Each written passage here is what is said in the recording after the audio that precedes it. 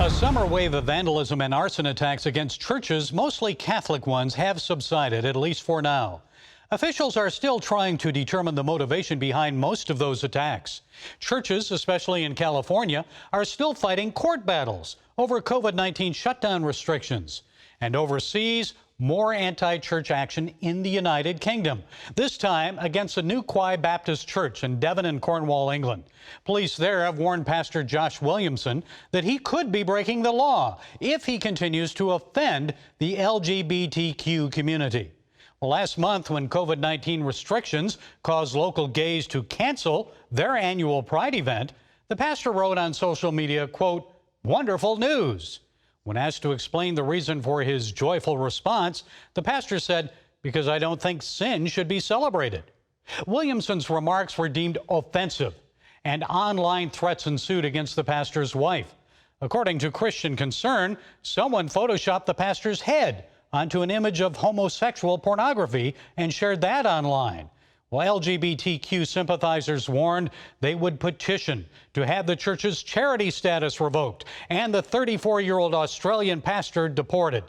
A transgender invited Williamson to a meeting to discuss his views. The pastor said his church is open to all members of the LGBT community. And with permission, he reportedly shared a leaflet detailing a biblical view of homosexuality.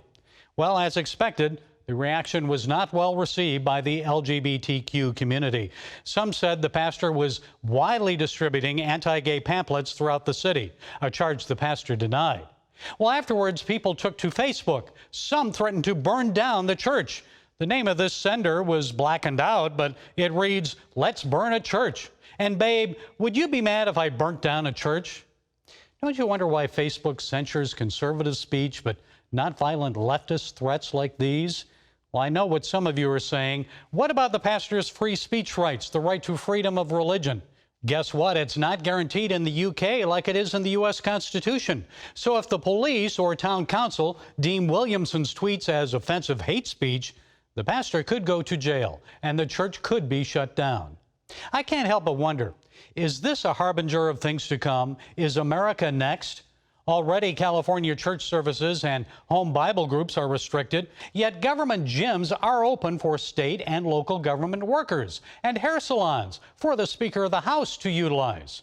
Government workers can lift weights at exclusive California gyms, but they can't collectively lift up the name of Jesus in praise. Folks, I've seen persecution firsthand. I've reported about it around the world, and I believe it's coming against the American church. As secularism, atheist Marxism, and anarchy spread, so too will attacks against Christians and the church.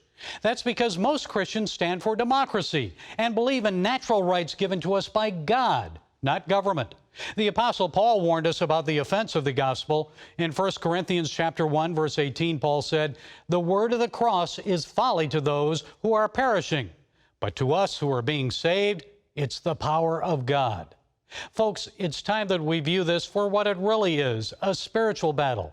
Yes, we need to remind governments of our God-given rights and stand up for those rights in court. But let's remember, our battle will not be won in the streets, but by changed hearts. And that change can only begin on our knees in prayer.